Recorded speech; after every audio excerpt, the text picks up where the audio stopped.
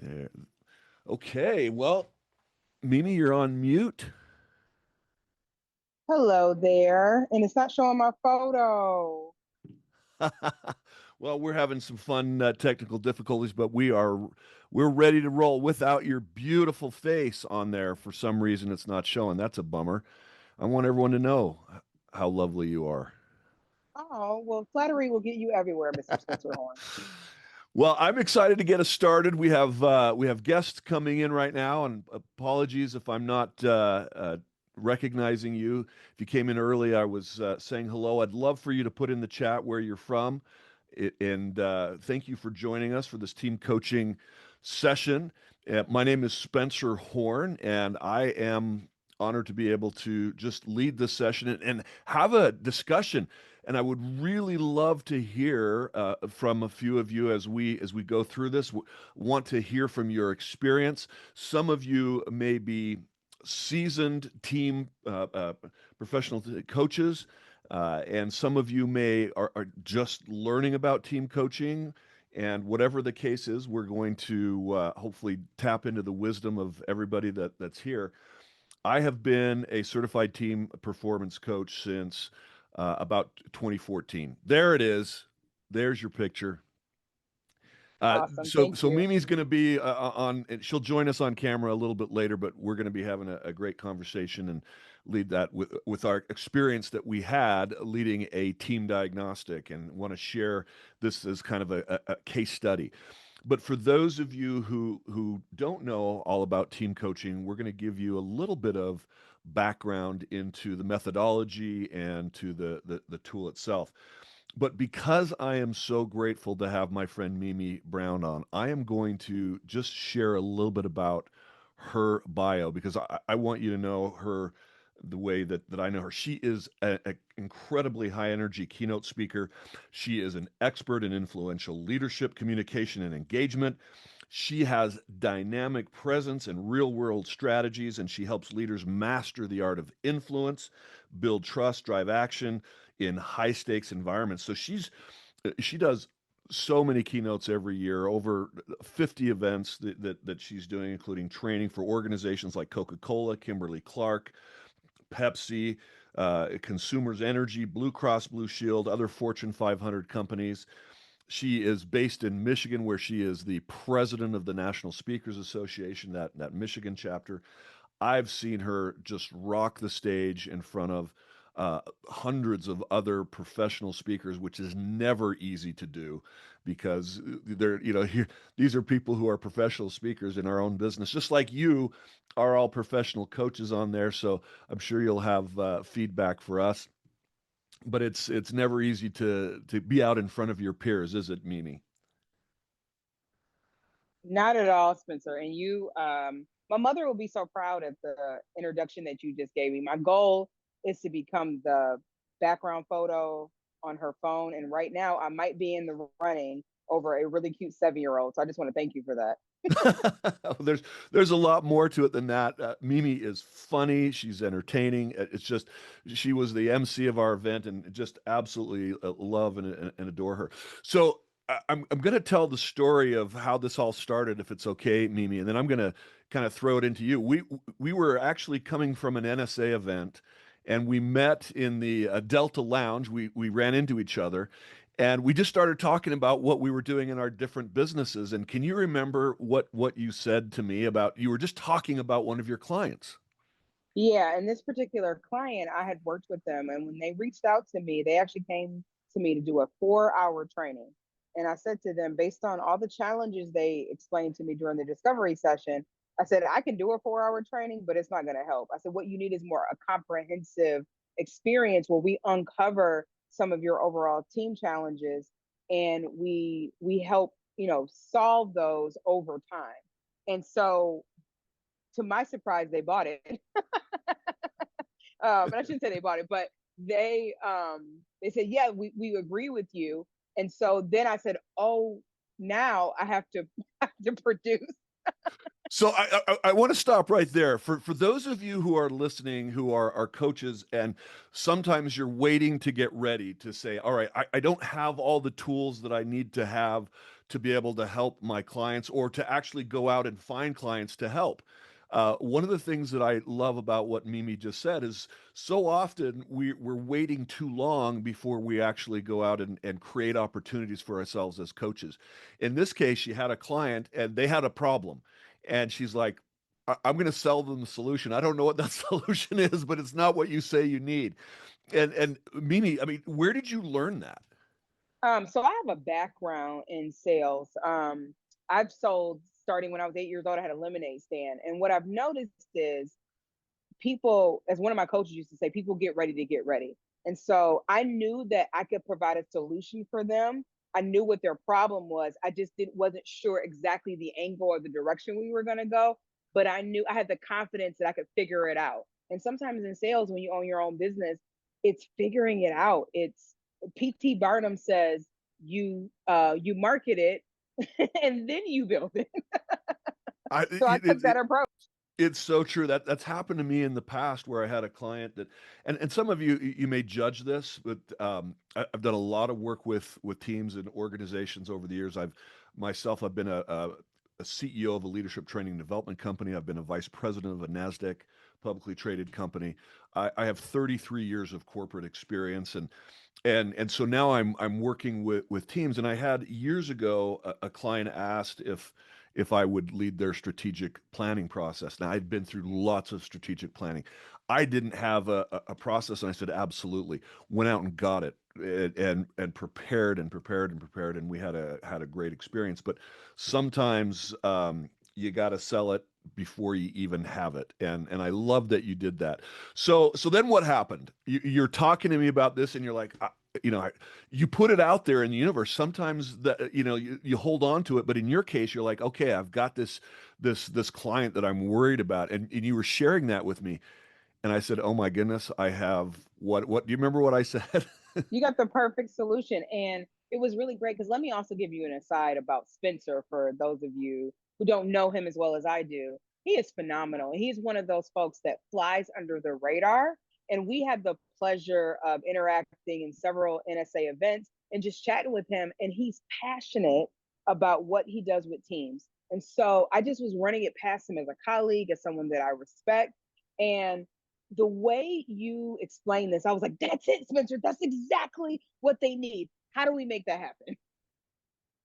Yeah, and so I'm gonna, for those of you who may not know, so when you certify as a team performance coach with Team Coaching International, you are learning a methodology to move teams through, the challenges that they're in, to identify the system, so to speak, that the team is presenting as, and how that's helping them or hurting them.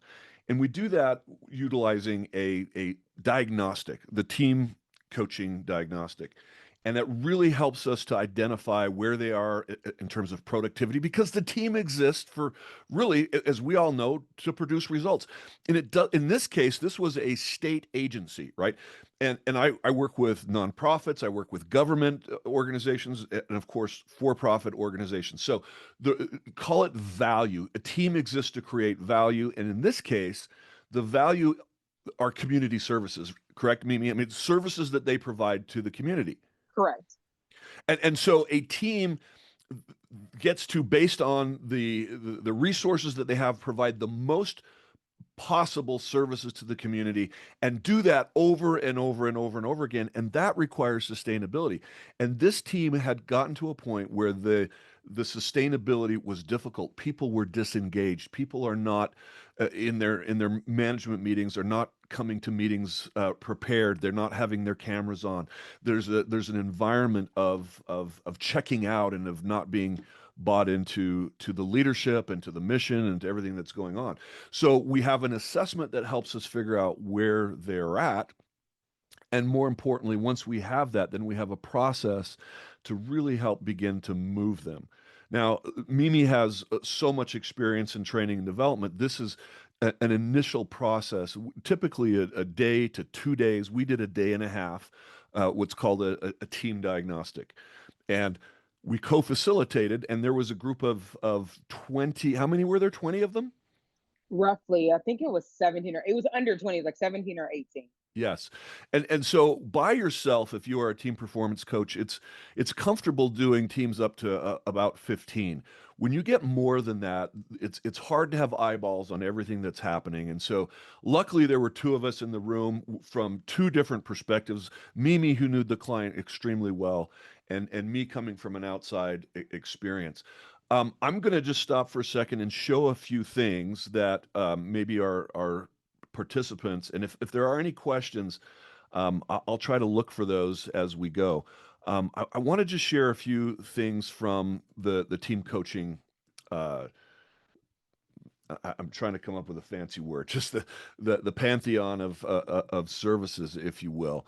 But we first of all we identify what a team is, and when you're working with a team, these are intact teams, not um, for example, an executive team, they rely on each other, or intact teams within organizations, for example, IT or HR. So working you can't do a team diagnostic with the entire organization. You can do an assessment of the entire organization, or a kind of a 360 assessment, but to really work with teams that in intact functioning teams are usually no more than about 25 people. Otherwise it's just a work group. So we identify what that team is, and there are different kinds of teams. Like there's project teams that come together just for a certain project, and then they disappear. There's cross-functional teams, kind of like an executive team, people from all these different departments. And of course then there are virtual teams, but they all have the same goal, and that is to produce value and results. And then what we'll do is we'll do the assessment, and we'll come up with, using the team diagnostic model, we're measuring their productivity, which is the horizontal plane there, and the positivity of the team, which is the culture on the team and the ability to sustain their productivity, which is that vertical plane.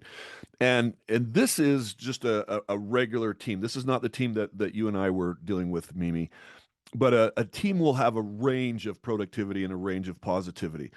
Now, the four quadrants of this model are really amazing. You have the bottom right, which is red, which is highly productive but low positive.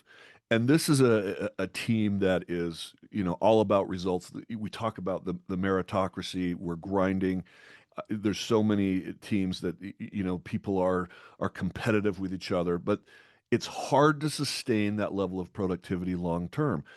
People burn out, and you have high turnover. It is appropriate that we're in that team from time to time, whether you have a merger or acquisition, end of the month deadlines, or implementation of new software or products. There are times we have to push hard, and sometimes the positivity wanes. But long term, you can't sustain that. Many managers fear the opposite of that, which is highly positive but low productive, where there's no one wants to change. There's no adaptability. There's low accountability. That's not sustainable long term. The worst is low. That's where people are depressed. They're looking to jump ship. They're worried about their jobs.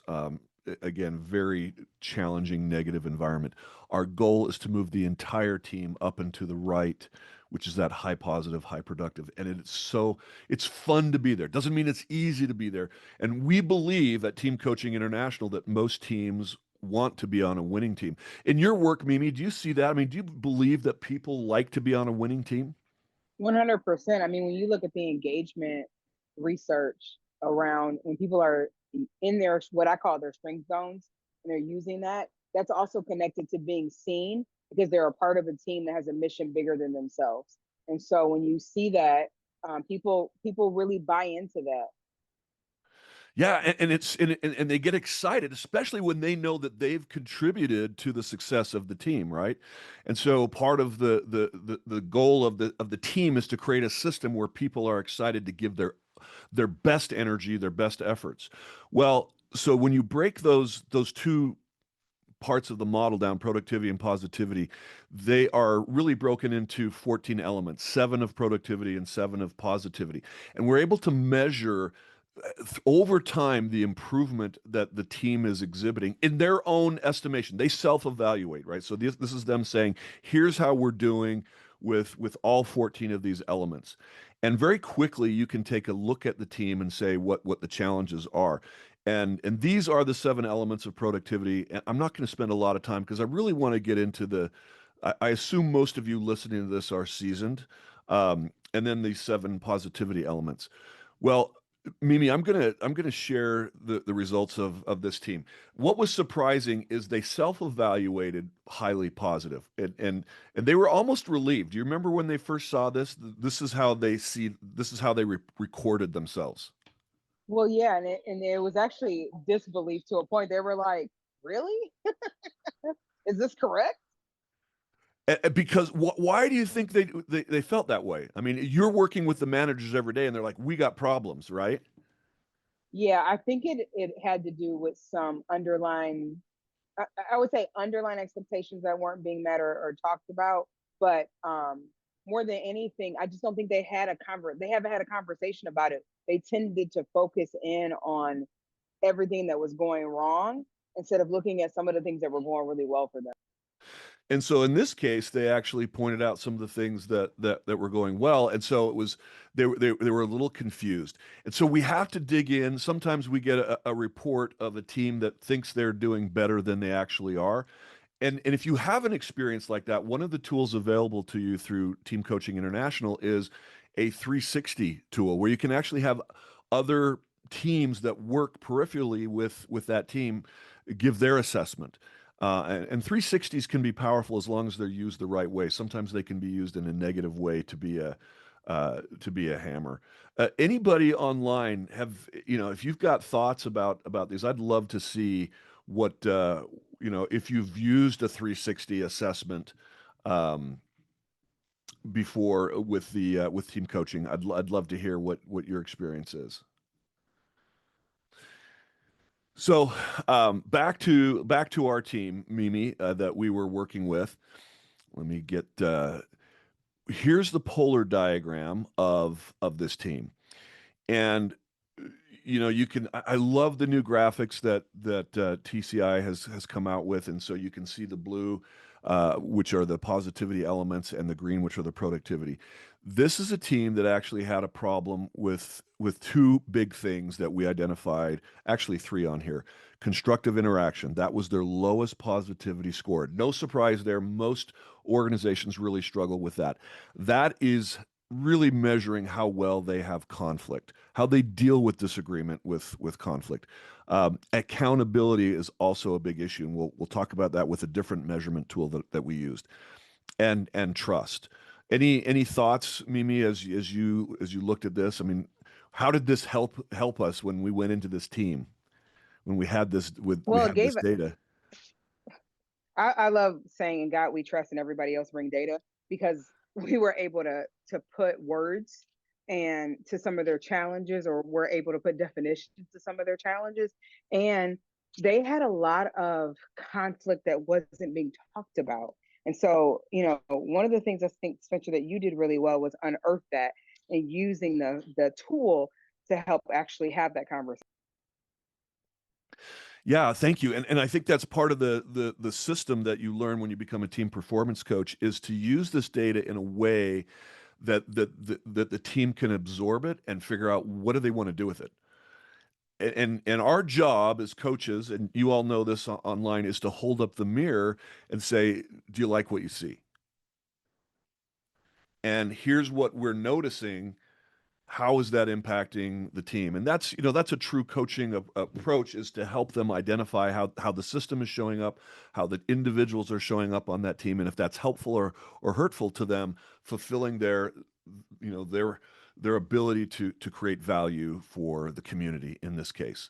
So we're setting this up a little bit because we want to talk about a challenge that we had. This is Many of you up to now are like, okay, this is great.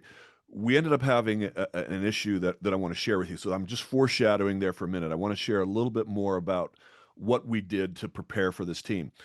The second assessment we did was we used what's called a ProScan assessment. We asked every individual to take a behavioral assessment.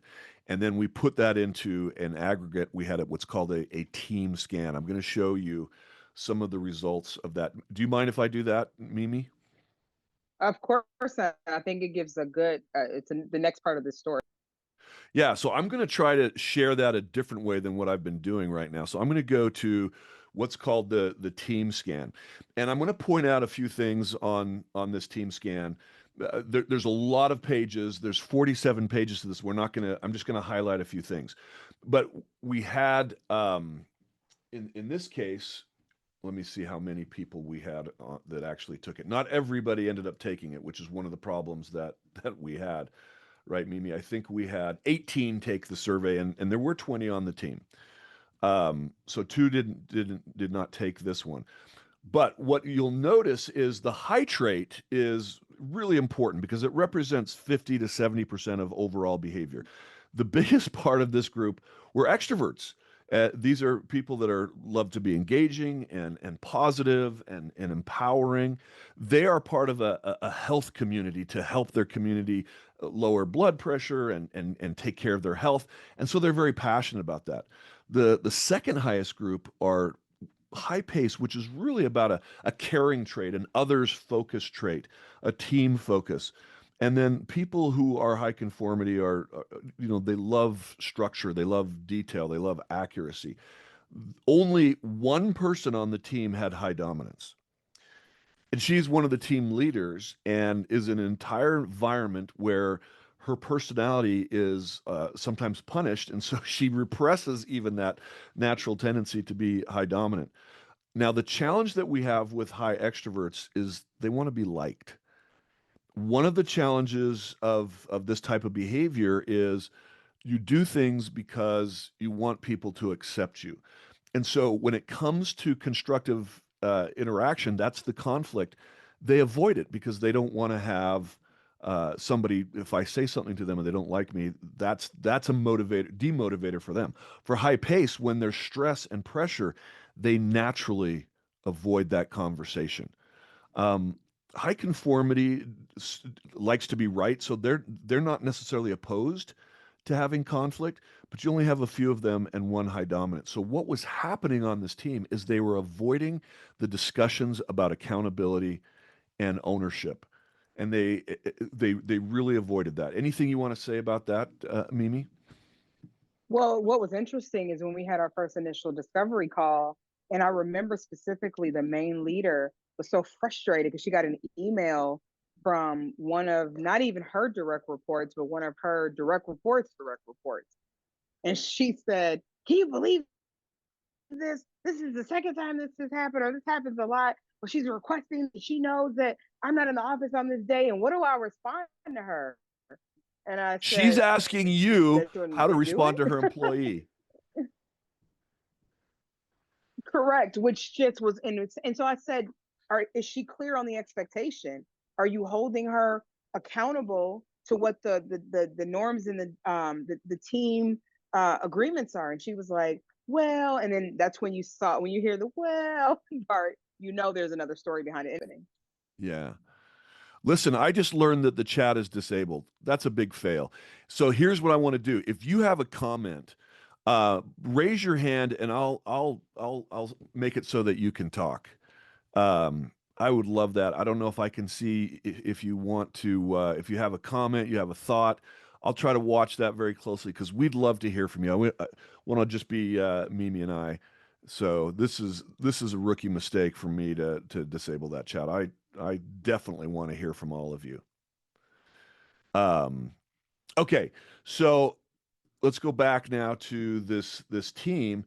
Now, one other thing I want to point out to for the so we have question and answer. Oh, we do. Chat appears to be disabled. Looks like it. So yes, no, Pam, it's not intentional. As I said, um, I am so sorry that we have that. So I'm going to try to look for anybody who wants to speak up. I'll promote you to be able to speak. Yeah, not intentional at all. All right, so back to this team scan. So then the lowest trait, if you'll notice, is half of them have low dominance, which means they don't like conflict. They don't want to have tough conversations. They like to be collaborative. They actually like to be supportive, and then 28% of them are low extroverts. So they're not comfortable speaking up. So these dynamics really, really matters. We were really able to dig in and identify what's going on, and including things like satisfaction. 67% of the team is experiencing low satisfaction. So we come into this very well armed, with one major exception. We had a resistor that did not want to take the team diagnostic. This is the part that we really want to chat with all of you about, because I think this is the interesting part of this case study. One of the team members refused. Well, we didn't know that at first, because we were working, Mimi, you were working with your team to get all the diagnostics done, all of the pro scans done before we had the team retreat, right? Can you describe how that Yeah, went? yeah, yep. So all we did is we just sent out an email, several emails that said, "Hey, we haven't received it back. Here's the deadline." We extended the deadline a couple times, and I would say up until literally what's been the 11th hour, we're waiting for one of the last scans to come in. And we sent a note to the leader, who, interestingly enough, and this is the part that just, in all my years of doing leadership development work, I had never experienced this before. But she sent her a direct order. Now, there is some unions involved in this, so we know that they had to use certain tactics or language, but this was her boss's boss who said, "This is a direct order to complete it." And she did not do it. And that is, and so then we had a discussion. So here's the idea. Here's the workaround. If you can't put it in the chat, put your comments in the question, because apparently that's working, the Q&A. So I can see that, if you have comments and questions. I'm keeping an eye on that. So as Mimi and I were going, driving together, we were driving from Detroit to a place where we were going to be meeting. We were having this discussion. Okay, how are we going to deal with this? How are we going to plan, manage this individual? And we actually had a discussion with the team leader, and she was like, well, should we not invite this person to come? And I'd love to hear from any of you. If just put it in the question and answer. Would you have somebody that refused to take the pro scan come to the retreat? Um, and our philosophy, Mimi, was she's part of that team. She's part of the system. It's incomplete without her. We aren't able to address some of the issues on the team if she's not there, notwithstanding the fact that she did not take the diagnostic. Correct. And I think that, and I really appreciated that, Spencer, because it also, it brought to light, it's kind of like talking about the elephant in the room that no one wants to speak about. Right. And we'll get to a little bit later on how we handled it. But I think physically having her there was really important to showcase some of the breakdown of. Yeah, and so, because that's ultimately what we want to do, is we want to be brave as coaches and be able to help the team break through some of the things that are holding them back, help them identify it and break through. But in this case, I think we had asked her 8 times. She had been requested to take the survey. Yeah. I think we counted it, that was a lot, and so the leaders had done their best to get them to do it, and we didn't know what we were walking into. So on the very first day, Mimi and I made a decision to, before the training started, we wanted to assume good intent, which is another one of the really the attributes that you need to have as a coach, is that we assume everybody on the team wants to win, they want to be part of a winning team, and that they have good intent. So we wanted to address the situation and see, did she in fact just not get it? And so Mimi and I pulled her aside before the team retreat. Would you describe what happened in that? Yeah, so we went in and we pulled her to the side before we got started. So we probably had about 15, 20 minutes before the session started. And we said, "Hey, we noticed, and we were more focused on the behavior, not the person, that Yeah. the assessment wasn't completed. And we had two. So one of them, we said to her, hey, we can't, the water's under the bridge for that one. We can't do that one. But in preparation for tomorrow, we need you to this other. Now, this Yeah, is to take this other where survey. You can still she take the other survey. manipulated the system. Yeah. And so, Yeah. And so we even asked, I think we asked her, yeah, go ahead, Susan. I'm sorry. no, you go ahead. You just broke up, so I was filling in for what I thought you said. Oh, sorry about that. My internet connection is unstable, so sorry about that. But what we asked her, did you get it? And she never said yes, and she didn't say no. She just kind of tried to weasel her way out of it, and that should have been my first indication because I believe I'm like you. I give people the benefit of the doubt. I believe, positive intent. And so for that is when then we said, hey, will you complete the survey for tomorrow? And she kind of gave us a head nod, like, yeah, I'll do it. And so we thought we were all good. Yeah, we really looked at that and said, okay, we addressed it in a positive way. It wasn't confrontational. It was just very curious. We noticed you haven't taken that any reason. And she acted like she didn't know anything about it, why it happened. And we found out later that she was playing us pretty hard. But we assumed good intent. And in our minds, we went out thinking, okay, she's going to complete the ProScan, which we'll at least need for the second day. Well, that did not happen.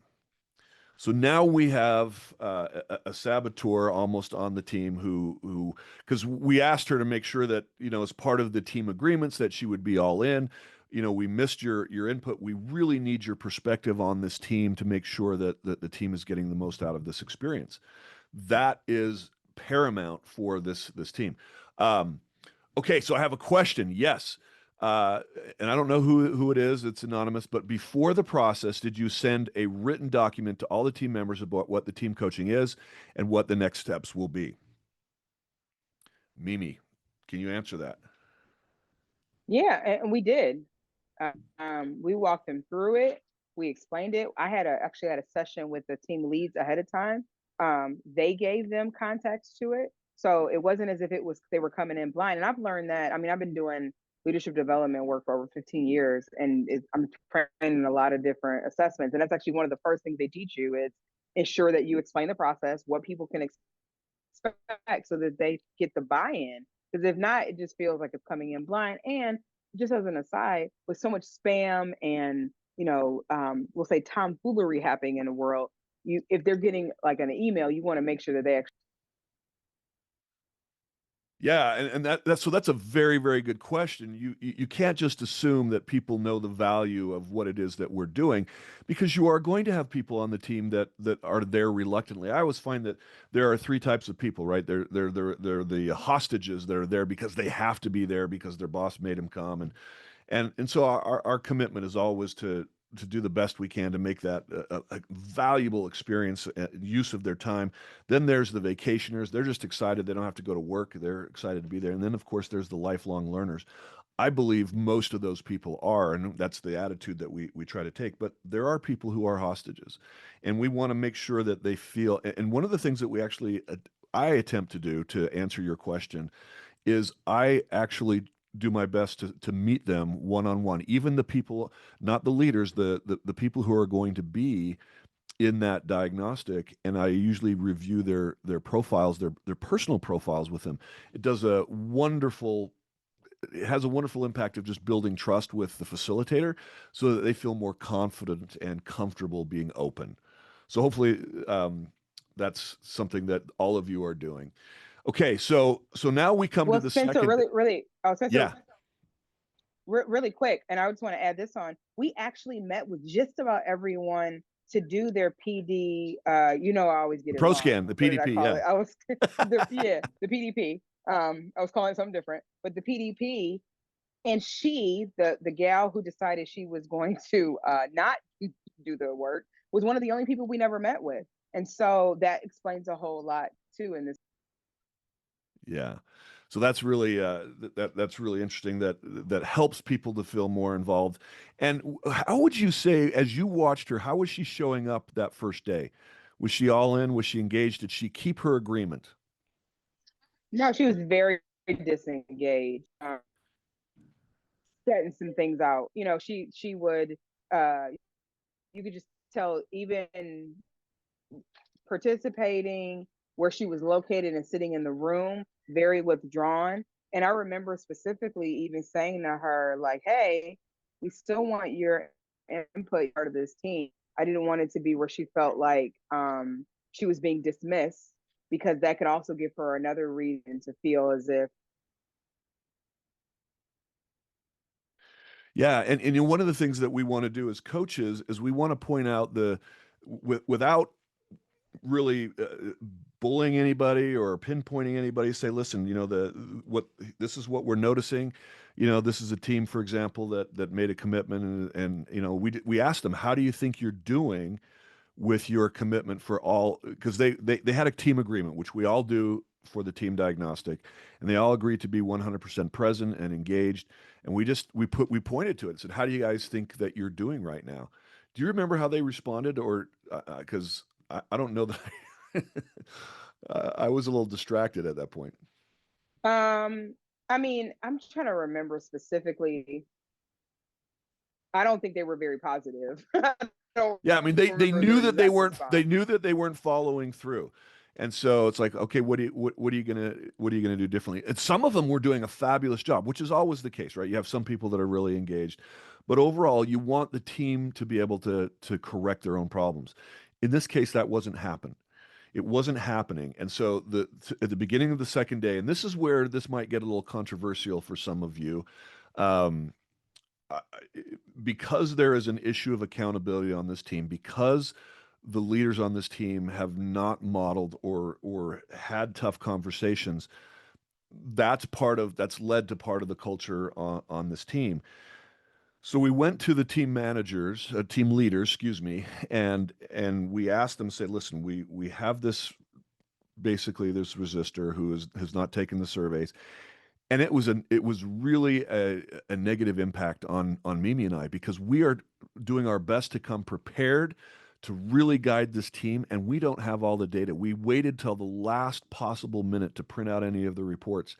That's really hard if you are a coach and you want to have everything nicely prepared and printed and ready to go, and PowerPoint slides and all of that data that you want to have to be able to work that team through.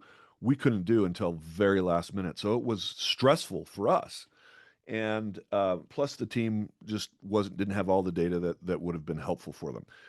And so we went to the team leaders and we asked if we could have a sidebar conversation, because we felt like there needed to be an accountability discussion, not in front of the entire team.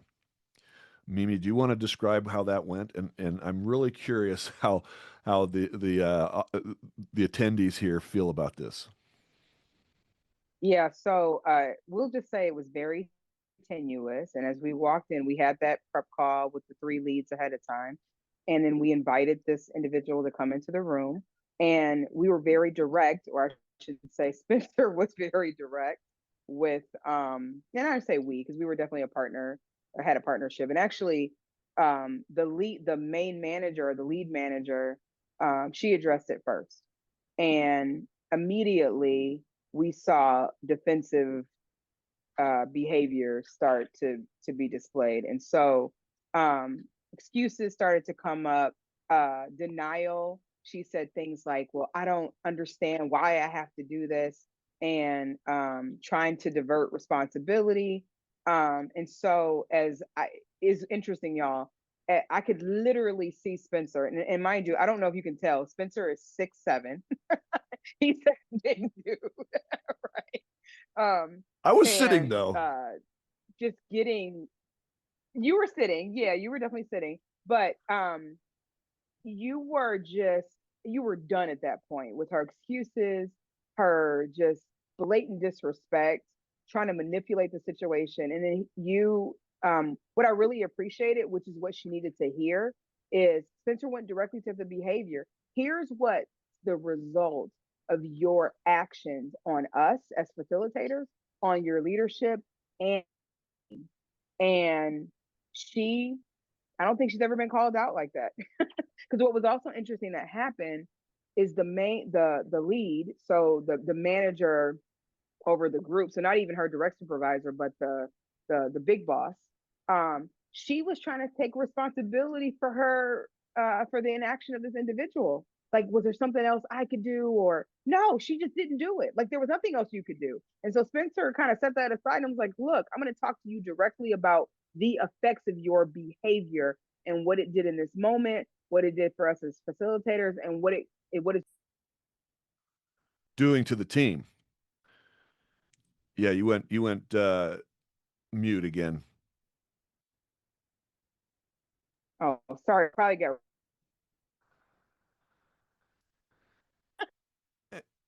Keep yeah, it keeps going mute. So then what happened?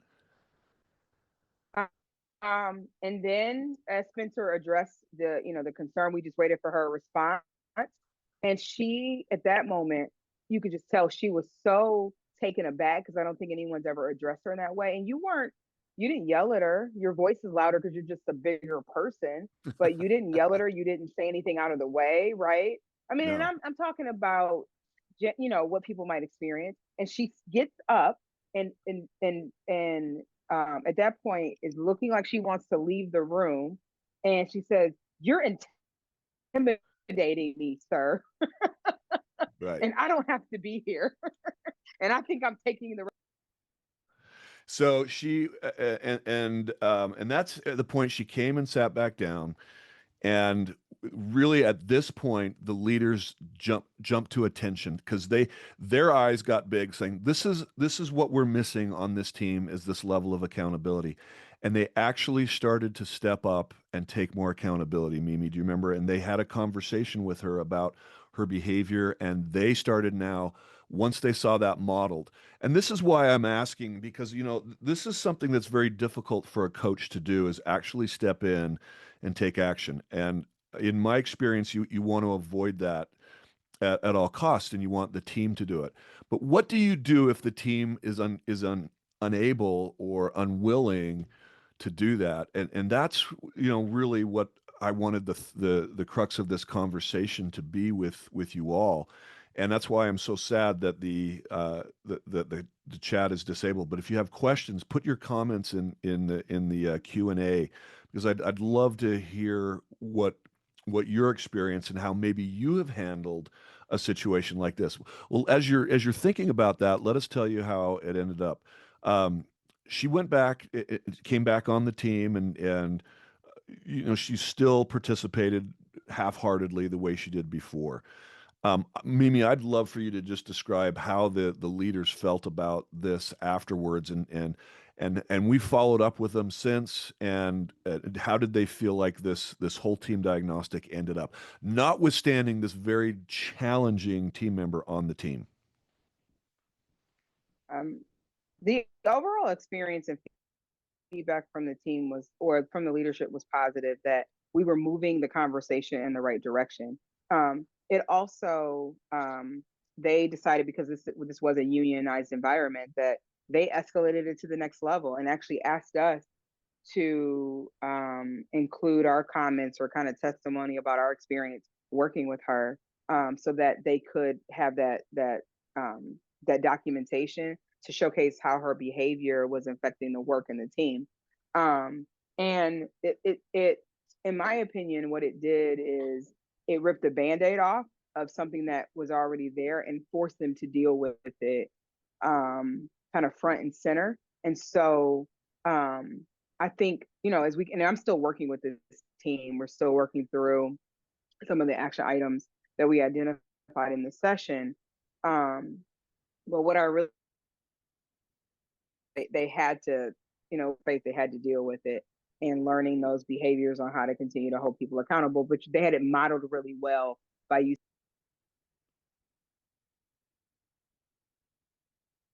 So I've got a comment here. Mimi, you just cut out. They handled it moderately well, and then I didn't get the last of that.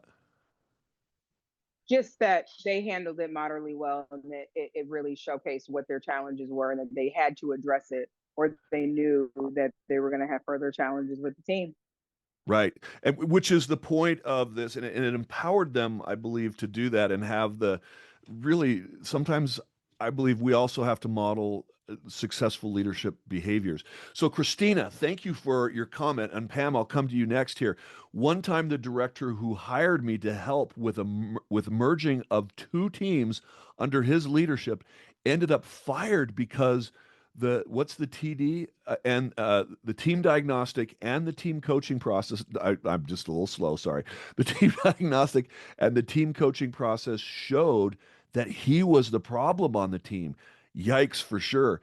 Hard to use that story as a sales case study. No, that's true. But it's interesting how, listen, the work that we do, if you look at the data right now, I mean, I had a podcast today with a gentleman who's a neuroscientist out of Boston, and we were talking. There's a study done by, it's called the Potential Project. They studied 35,000 managers. They interviewed them, and 65% of employees want their bosses fired. 82% of employees are not motivated by their managers. 77% of managers think that they are motivating their team, but 75% of people are quitting because of their bosses. There is a leadership crisis right now. And the leaders on this team, Mimi, they are lovely people. They are wanting to do the best job. Their intentions are good. But what's happened is that the system has gotten into a kind of a what would you call it? It's hopeless or they learned helplessness is what I was trying to say. They've got into the system has actually learned helplessness, and they're not able to get out of it. Do you think that's a fair assessment? I mean, I'm just thinking of that now. No, I definitely would say that because they felt the conversation, Spencer.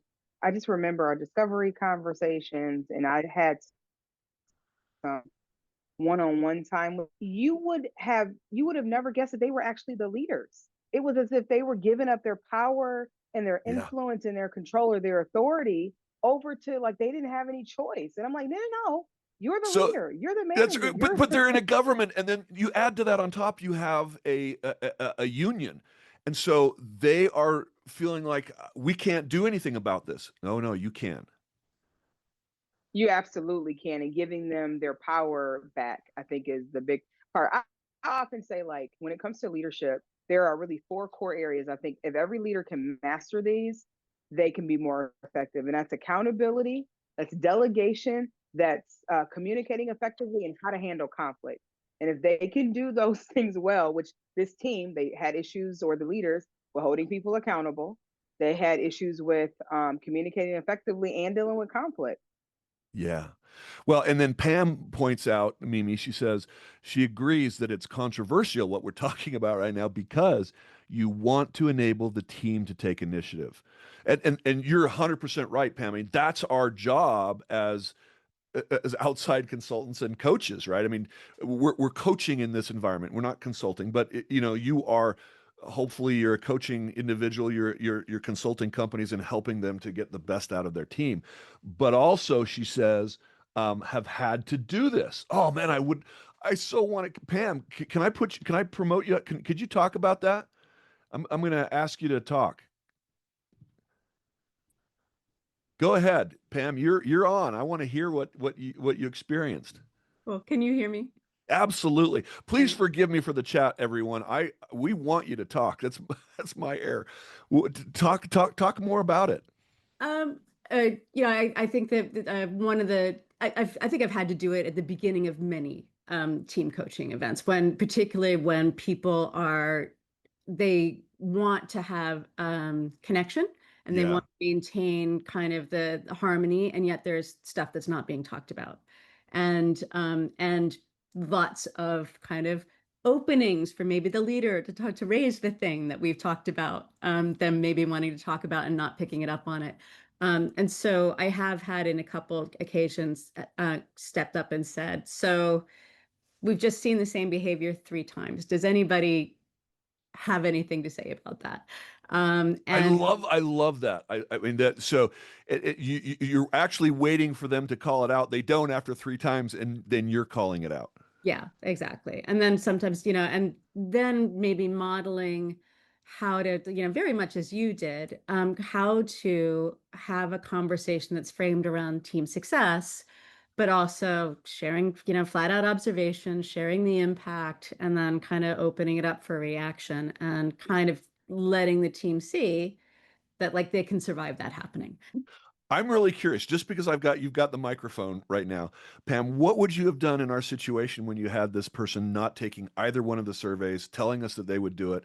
What would you have done the beginning of the second day differently, or would you have done anything differently?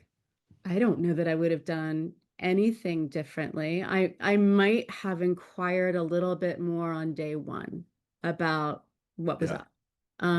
yeah. Whether there was discomfort for some reason with taking the assessment, and whether there was anything that needed to happen either in the team session the next day or anything like that to Yeah. address that. I think we actually did that. We asked, I'm not any surprised. problems? Yeah. So, but that's perfect. I love for those of you listening to hear this because these are things that you can run into.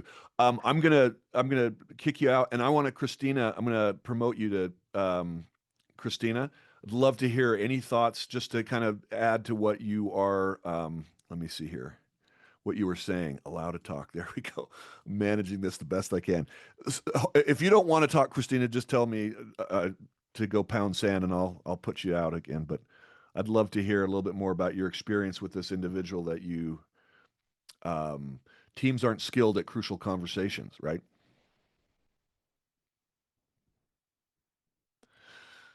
All right. Well, Christina's not a place where she can talk. So, Mimi, anything else as we kind of wrap this up? We've got just a couple of minutes. I'd love to answer any more questions. Um, Christina does say people are wonderful, but leadership skills are there. She is. Leadership skills are lacking. So now I'm glad to see you, girl. Where are you today?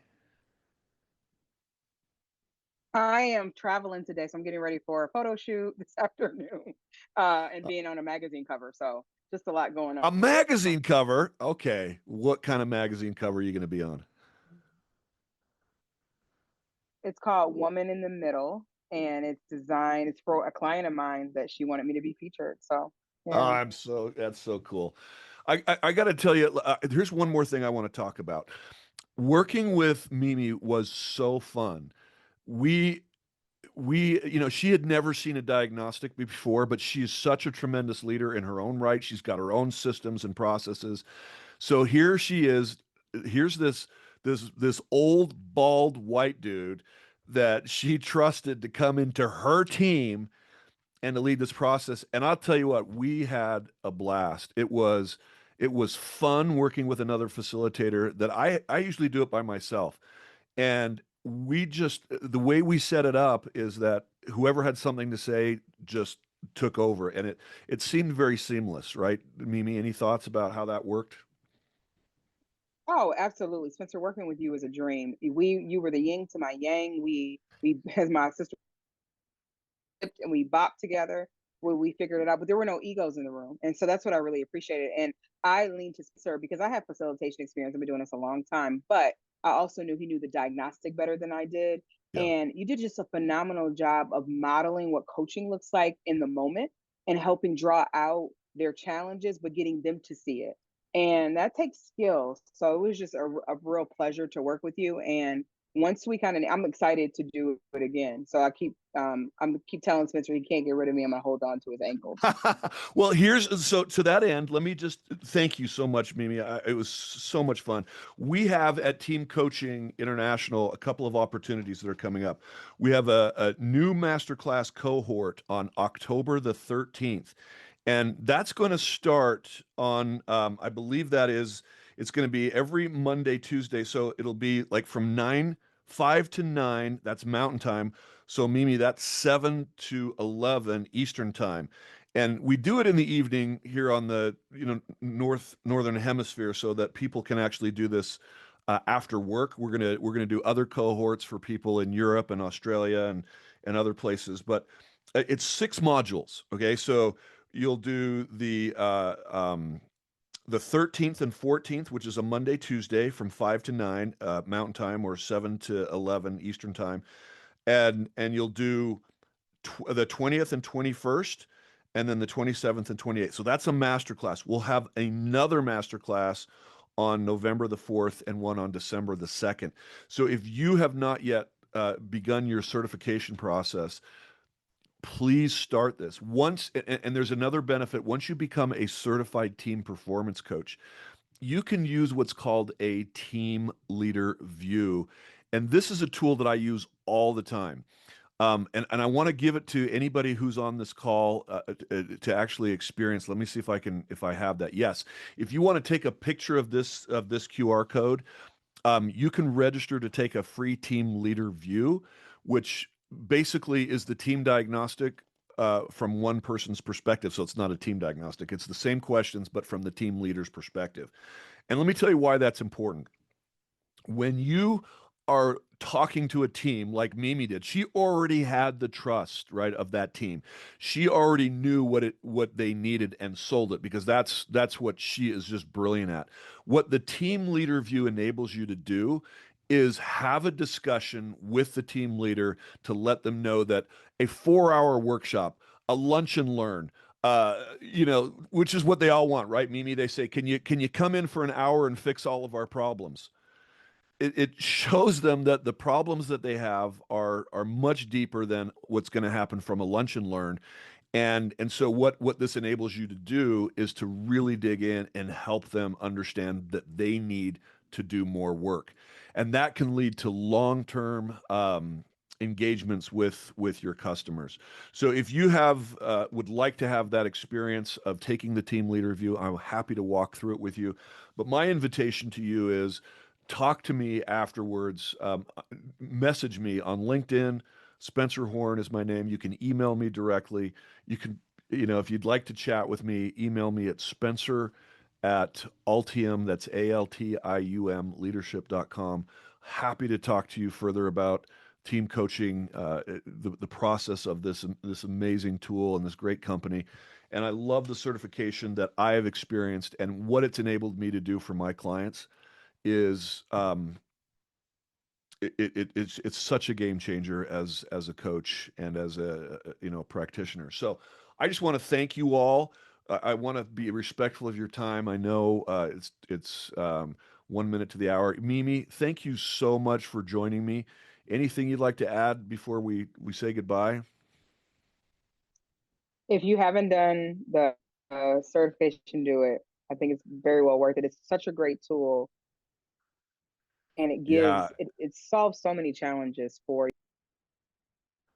Well, I'm excited for you to experience that too, Mimi. And for the rest of you, have a wonderful weekend. If you're here in North America starting tonight, if you're somewhere else, your weekend has already started. Hope it's wonderful. So grateful that you could join us.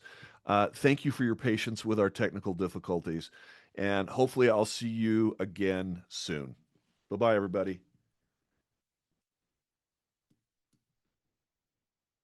I'll hang out for a minute. Thank you, Patrick from Sweden. Oh, I'm so glad. I'm so glad I can actually see some of you joining us here in the chat. I'm sorry that I couldn't make that happen. I love, love, love hearing from you. Thank you, Pam, for speaking up, and Christina as well. Love those comments. And anonymous, those of you who remained anonymous, thank you for your comments. All right, everybody, have a great weekend. We'll see you later.